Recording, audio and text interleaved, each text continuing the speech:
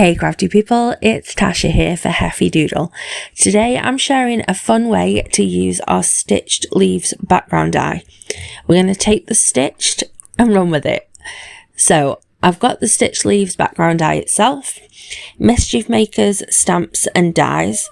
Then I thought I'd use this falling leaves stencil, but I swapped it up and I actually used the trendy triangles instead. I've cut the die from Nina £80 and I actually started the stitching off camera, so I wasn't sure how it was going to work, but once I saw how it was starting to look, I just had to turn on my camera. I started with these maple-esque leaves and some gold metallic thread. I'm just doing a simple backstitch, so there's two ways that you can do this. Either go around and do the entire leaf as a normal stitch, then when you get to the end, go back around again to fill in those gaps. Or go up through each hole and back down the previous one, which will give you a continuous stitch. This is the method that I prefer, but both of them work perfectly.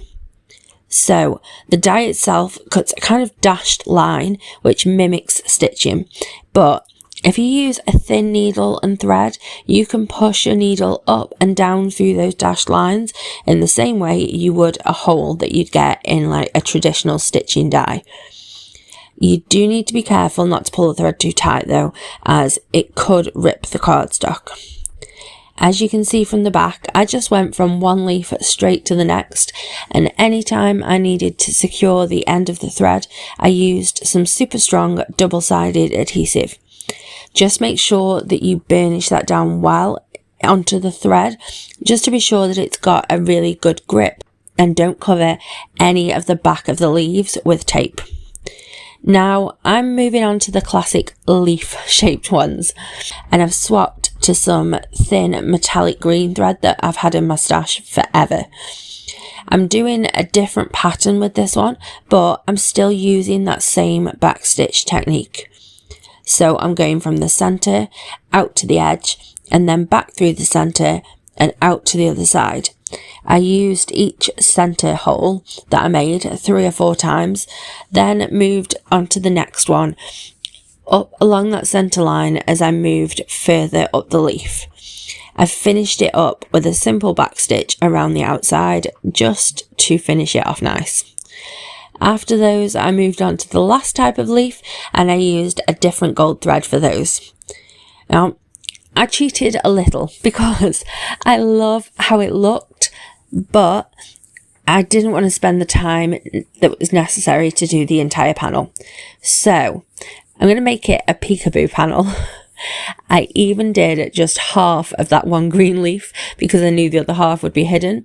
Work smarter, not harder after all. So let's ink blend a piece that will sit on top of my stitched panel. I started with some grape soda cardstock cut to 4 1/4 by 5.5 inches, which is a US A2 size. And I have the trendy triangles stencil on there with some memo tape, and I'm ink blending a purple ombre using 3 shades of Catherine Pooler inks. When I had the whole thing blended, I swapped my stencil by flipping it 180 and blended a little more ink on, just using what was left on my blending sponge. That just softens the pattern a little and it gives it some really interesting texture. I darkened the edges of the panel with more of that darkest purple that I'd used, because I just love how it looks, but I wanted to up the drama, make it even darker, so I actually added some cool toned grey to really deepen it. This is my favourite way to really deepen up purple ink blending. To add to that, I squirted on some water and let it sit for a few seconds before soaking it up with a rag. Now let's splatter this up some more. I'm using my favourite metallic watercolours and splattering some violet and some gold. I just used a piece of memo tape to flick the brush off, mixing up that and just tapping the brush over the panel, and that gives it a mixture of droplet sizes. I love how it's looking, and the metallics get even shinier after they dry. So I'd stamped, coloured and die cut images from the Mischief Makers set during a previous Crafty session, but I didn't end up using them. So I chose one of those for today's card. Now I need to trim my purple panel to fit over the stitched one, and I really don't want to get that angle or placement wrong.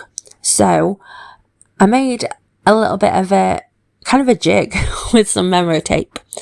So I took a long strip and laid it over the edge of my stitching, sticky side up, right where I wanted the purple panel to finish. Then when I lay my purple panel on, the tape sticks to the back of it.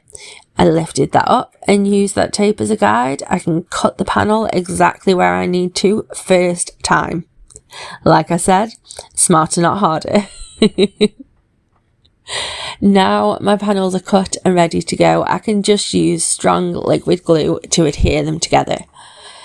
Now, to ground my sentiment and image, I used a strip of washi tape from my stash, but because it is a touch translucent, I actually doubled it up and added a second piece on top. I always position my tape so that I have extra on either end. That way I can fold them round to the back, and that's going to keep your washi from ever peeling up. Then my foxy lady and sentiment go up on some foam squares for dimension and to help them stand out on the background. To finish, I added some sequins and a gem from the Firefly Sparkle mix. And that's my card. Finished. I absolutely love how it came out, and it's got me thinking about all of the other dies that could be switched up by stitching on them. Thank you for spending this time with me today. I hope you like the card and that this has inspired you to try stitching on some of your background dies. Don't forget to subscribe and hit that notification bell so you never miss new content from Heffy Doodle. Have a lovely, happy, safe and wonderful week. Stay crafty. Bye.